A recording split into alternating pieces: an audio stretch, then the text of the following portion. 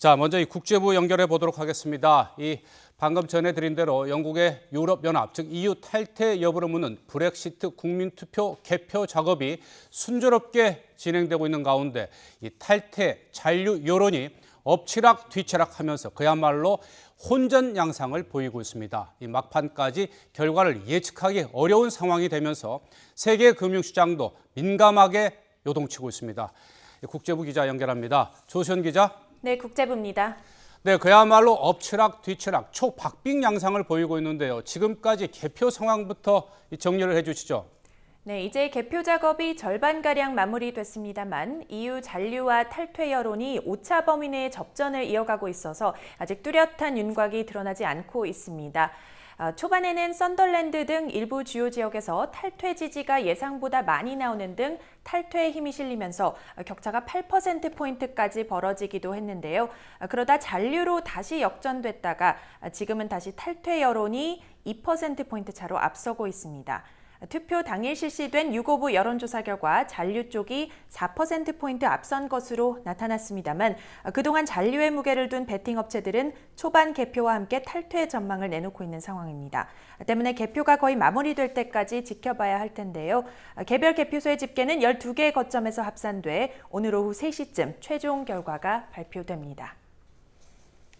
네, 영국의 이 EU 탈퇴, 즉 브렉시트가 현실화될 경우에 이 세계 경제 균형에도 영향을 주는 불안 요소가 되는 만큼 이 세계 금융시장도 투표를 앞두고 매우 불안한 모습을 보여왔는데요. 지금은 어떻습니까? 네, EU 잔류가 우세하다는 당일 여론조사에 영국 등 유럽 주요 증시는 모두 1%가 넘는 상승세로 마감하고 파운드화 가치도 급등했습니다. 뉴욕 증시도 3대 지수 모두 브렉시트 무산 기대감 속에 일제히 올랐는데요.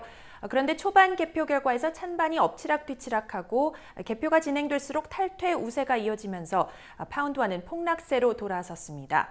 오늘 새벽 한때 파운드화 대비 달러 환율이 지난해 12월 이후 최고 수준까지 올랐다가 초반 개표에서 탈퇴에 힘이 실리면서 폭락세로 돌아서 2008년 금융위기 당시의 역대 최대 변동폭 기록을 경신했습니다.